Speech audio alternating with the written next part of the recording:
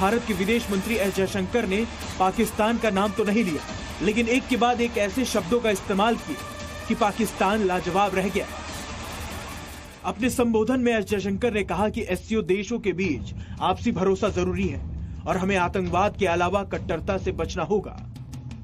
जयशंकर के शब्द बाण इतने जबरदस्त थे कि पाकिस्तान की सरकार इसे लाइव करने की हिम्मत नहीं जुटा पाई।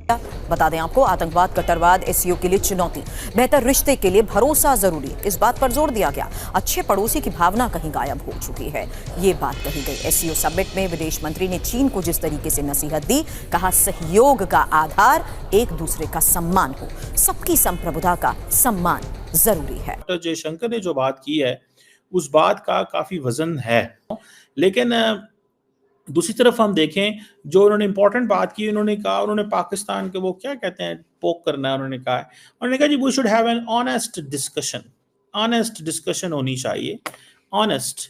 मैं आपको कल से ये बता रही थी कि जब जयशंकर साहब अपनी तकरीर करेंगे उसमें वो दहशतगर्दी का मुद्दा उठाएंगे ही उठाएंगे, वैसा ही हुआ है।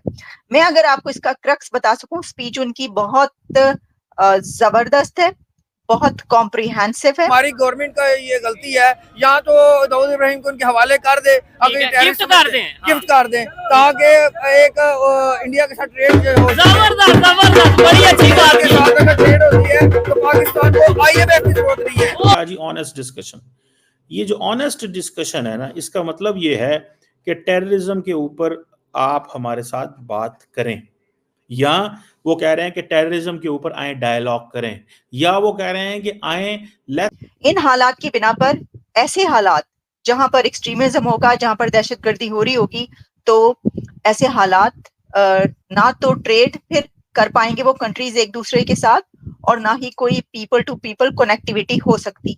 जय हिंद दोस्तों, एससीओ की मीटिंग में जयशंकर साहब पूरा एक दिन पाकिस्तान रहे और अब साथ भारत भी निकल चुके हैं, प्लेन उनका निकल चुका है पाकिस्तान से, और भारत ने एससीओ में अपनी पूरी बात रख दी जो भारत हमेशा से रखता रहा। भारत ने कहा एससीओ के देशों के मध्य मित्रतापूर्ण रिश्ते तभी रहेंगे जब टेररिज्म पर सारे देश मिलकर काम करेंगे। अब रूस से तो टेररिज्म आ नहीं रहा भारत में, चाइना और पाकिस्तान की बात हो रही है यहाँ पे। चाइना जो है पाकिस्तान के थ्रू टेररिज्म कराता है और पाकिस्तान खुद भारत में टेररिज्म करता है। तो यही मेन मोटिव भारत का इन्हीं दो को समझाना था, और अगर ये दोनों देश समझ गए तो अच्छी बात है, वरना फिर पाकिस्तान जो आइसोलेशन में पड़ा है वो पड़ा रहेगा। हालांकि जयशंकर साहब ने बड़ा दिल दिखाया, पाकिस्तान को कांग्रेचुलेट भी किया कि भाई आपने एससीओ ऑर्गेनाइज किया, आपको बहुत बहुत बधाई हो। ऐसी बात नहीं है, बिलावल भुट्टो जब फॉरेन मिनिस्टर से पाकिस्तान के भारत के गोवा में एससीओ मीटिंग थी वो आए थे, तो भारत का भी फर्ज बनता था भारत जाए, भारत ने अपना फर्ज निभाया। भारत अपना फर्ज जरूर निभाता है, अगर पहले आप अच्छाई करेंगे तो बैक में भारत। सो दो चीजें इंपॉर्टेंट उन्होंने की हैं, ये वाली। तीसरी उन्होंने कहा जी honest discussion.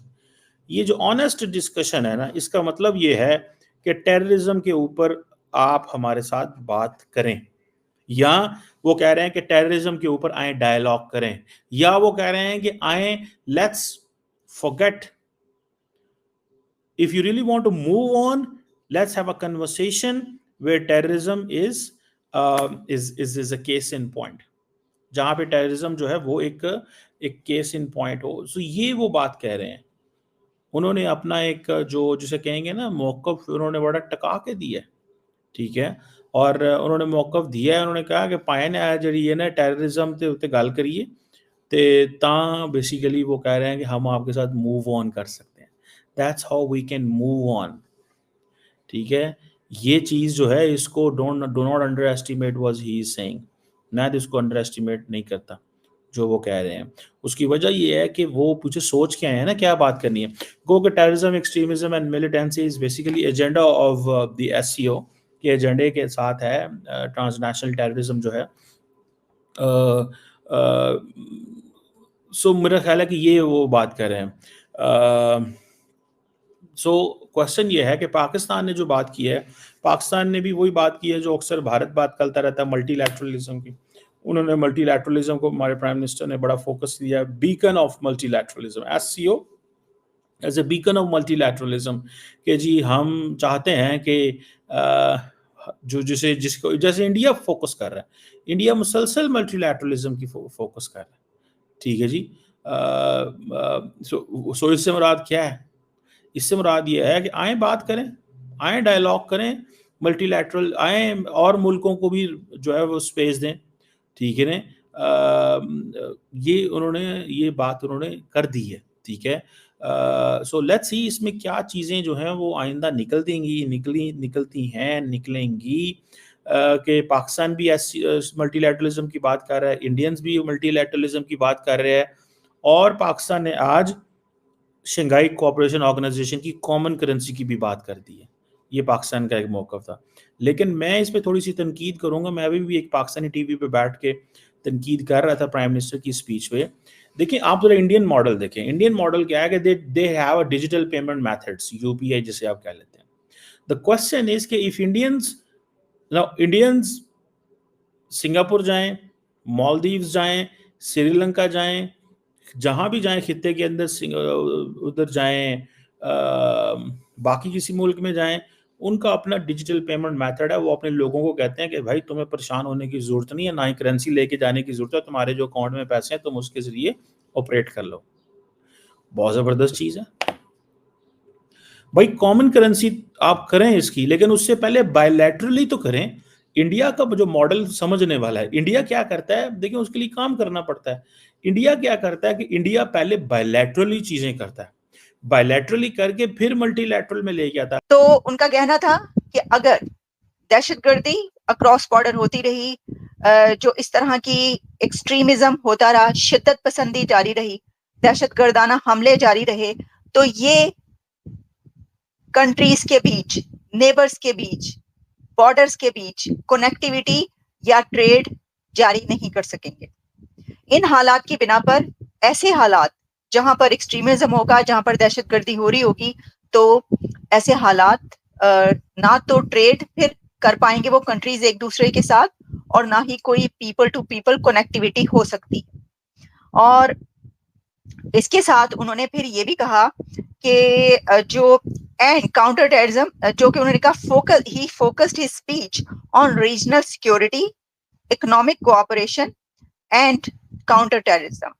During his speech, जो कि आप जानते हैं कि जिना कन्वेंशन सेंटर में ये हो रही थी तकरीब, उस पे उन्होंने ये कहा कि importance of collaboration among member states to tackle common challenges and highlighted India's commitment to fostering stability and prosperity in the region.